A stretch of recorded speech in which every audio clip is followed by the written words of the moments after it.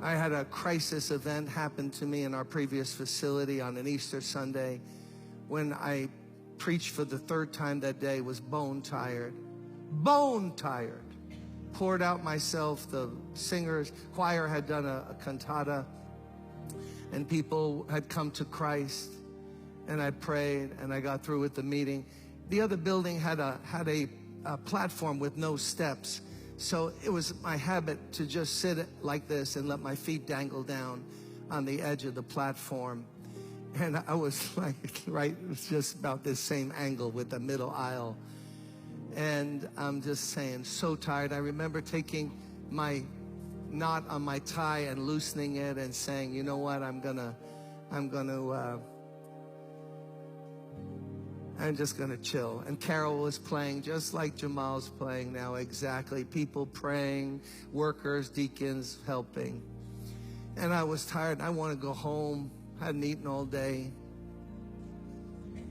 And then I look, and around the 1, 2, 3, 4, 5th row, there's a guy in the aisle around level with the 5th row. He had a cap, filthy cap, but he had it in his hand. And he was staring at me and looking at me. And I could tell by his eyes, like he wanted to know, could he come up here and talk to me? And I just looked at him a little closer. Man, the guy was disheveled, filthy looking, matted hair, a mess. He looked in his 50s. He actually was 31. And I just looked at him.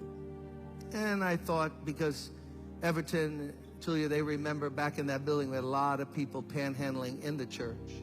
They would come in and ask for money, and we had procedures of what to do when people ask for money. So we don't want to build their habit and hand them money. They'll just go out and drink it. And I thought to myself, what a bummer, because I'm going to have to give money. I'm not even going to go through the procedures. I'm going to just give this guy some money. I had no wallet then. I had a money clip. So I waved him up, and he came. So I'm here. He got to about 5, 6 feet away from me. Whoa, whoa, whoa, whoa, whoa, whoa, whoa. Smell? No, a smell? You think you've smelled something? I'll match that smell with anything you've ever smelled in your life. A mixture of feces, urine, sweat, street, and alcohol. Stir gently and let it cook for a while, and that's what I smell. Nasty. I looked away to inhale, and I started questioning, what's your name, David? Okay, I'm a minister. Let me go through at least the procedures here. So, man, you look bad. I didn't know he was laying in his own urine right outside the side door on Park Place in that building. And he heard the music, and it drew him in. He was just sprawled laying out there. So he's there. Oh, Lord. Where'd you sleep last night? Deserted truck. How come you're not in a shelter? Too dangerous. Almost got killed last one I was in. Okay.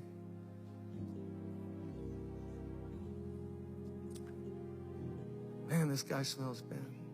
Missing 1 or 2 teeth. At least one right in the front.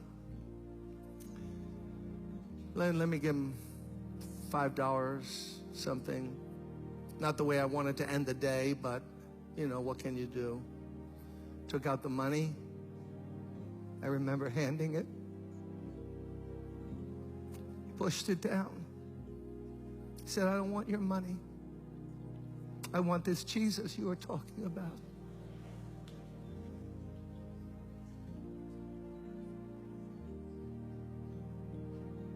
And at that moment, I forgot all about David, because I knew who was really in need of prayer. It was Jim Cymbala. It wasn't David. So I forgot him. I lifted my hands, like I'm going to ask you to do in a moment. And I just said, God, please forgive me. What have I become? What kind of cheap two-bit preacher have I become? You sent somebody who's searching for you, and I want to give them a few dollars and get rid of them. Please help me. And God, that moment, baptized me with a love, with something, with grace. He saw how pitiful I was. And David knew it. And he drew close to me. And I started to cry. And he started to cry. And then he fell against me. And he put his head over here. And I put my arms around him. And he put his arms around me. And for a while, we just rocked back and forth. A preacher in need of God. A guy from the street in need of God. I'm not sure who was needier. Might have been me. You know what God spoke to me that moment? And this is not trendy at all. Those of you who want to go to like church growth institutes, this is not what this church is about. God spoke to me and said, you see that smell? If you don't love that smell, I can never use you. Because the whole world smells that way to me. All the stinking, filthy sin of mankind.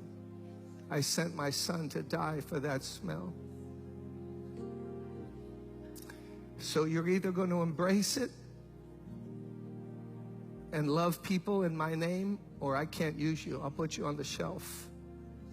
And if God is my witness, you can believe it or not, suddenly that smell became like the most beautiful lady's perfume you ever smelled in your life. It was just overwhelmed me. He was weeping, I was weeping. I led him to Christ. We prayed, we detoxed him for 4 or 5 days. Hired him on church staff, housekeeping. He spent Thanksgiving and Christmas at my house that year. My buddy got his teeth fixed, handsome guy. For that Christmas, all he had, he gave me a handkerchief. He wrapped it up in wrapping paper, gave me a white handkerchief. I kept it for years. It meant more to me than anything anyone could give me. You could have bought me a car. I would have said, keep your car. Give me that handkerchief. And what broke him and what broke me is God's love. Brothers and sisters, let's walk in love this year. Let's think about other people. Let's love other people. If they're different than us, think different than us, look different than us, smell different than us. I didn't grow up around that smell. I was blessed, fortunate, middle class, Polish, Ukrainian, middle class home. That wasn't my world. But it's God's world. And he wants to use all of us.